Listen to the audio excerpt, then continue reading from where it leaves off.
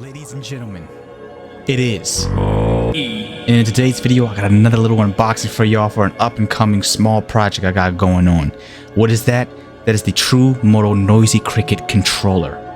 But first, before we get into it, let's see how it comes out the box.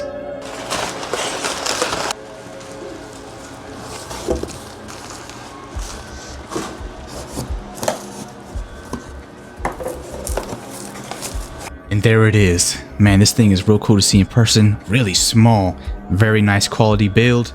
As you can see, it comes out with its mounts, its wires, and harness, but all that's not important right now. Let's talk about the controller. And there it is, ladies and gents. The TruMoto Noisy Cricket. Now, of course, before we say anything else, we have to talk about the specs. But looking at the voltage range, this thing can go up as high as 21 series, which is 88 volts. So if you want to bump the volts up just a tad bit, just to get that extra RPMs and power you can get out of this controller, you can go 21 with an oddball 76 volt, 88 volt fully charged battery. Wattage, this thing can push about 20 kilowatts if you're using the full 215 DC current and 500 phase current. Now, because this isn't your typical, far driver Voto controller, you may not know, some controllers work best with some motors, like Sabaton working best with hub motors, where some controllers work best with mid-drive motors, like the Voto controller.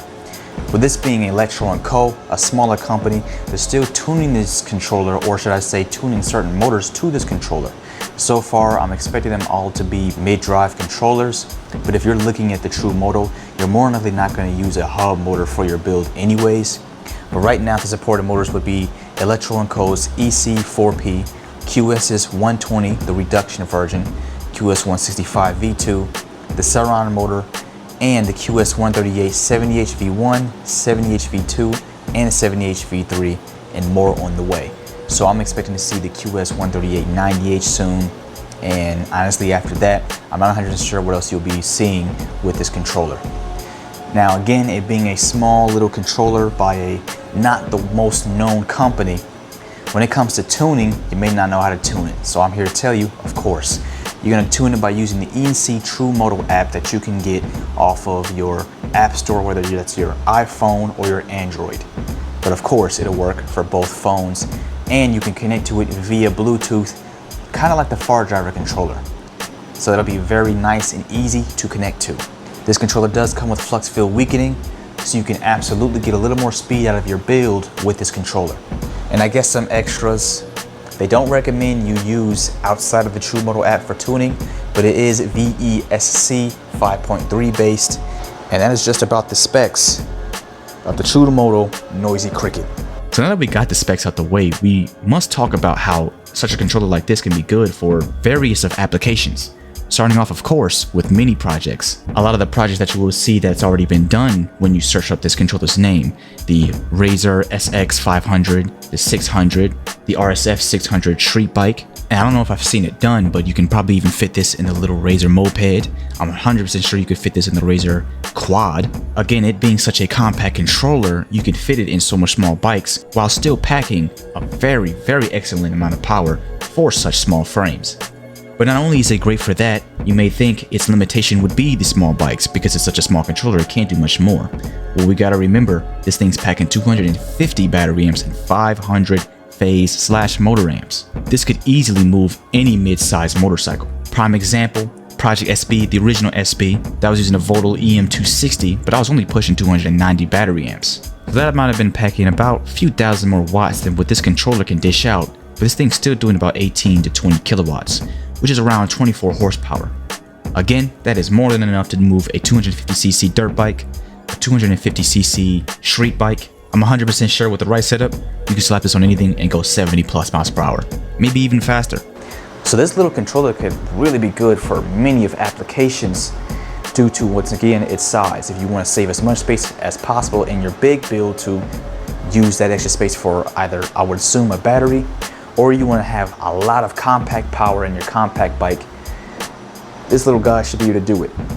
So now to just ramble on about some extra stuff like I always have to, I know I said this recently, but just like last week, it's almost the same thing when I get some of this stuff. It's another case and scenario, just like the motors that I've gotten, where this controller is fairly new. I think it's about a year old, so it's not super new. But I say it's still fairly new because it doesn't seem like a whole ton of people know about such little controller.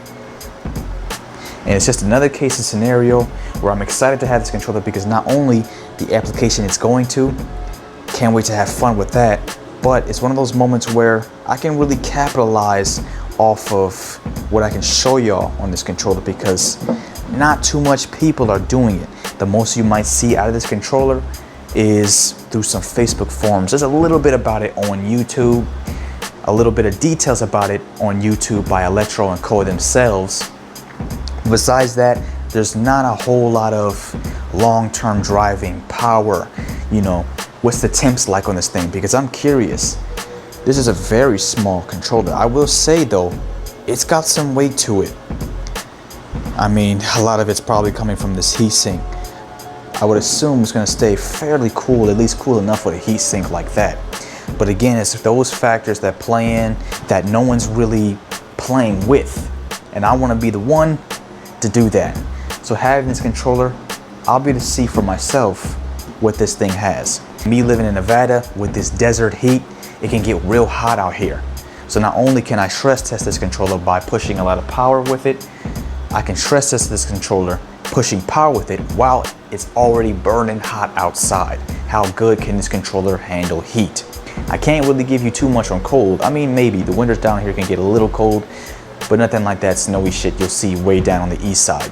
So again, just like last review on the QS165, it's another case of scenario where I can push a lot of content that no one's pushing on this controller and show y'all what this thing got.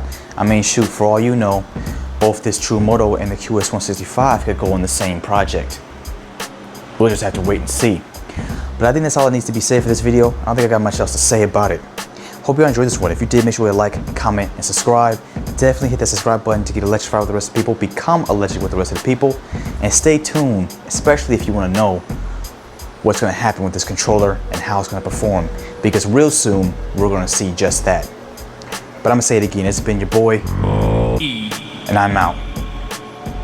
Peace.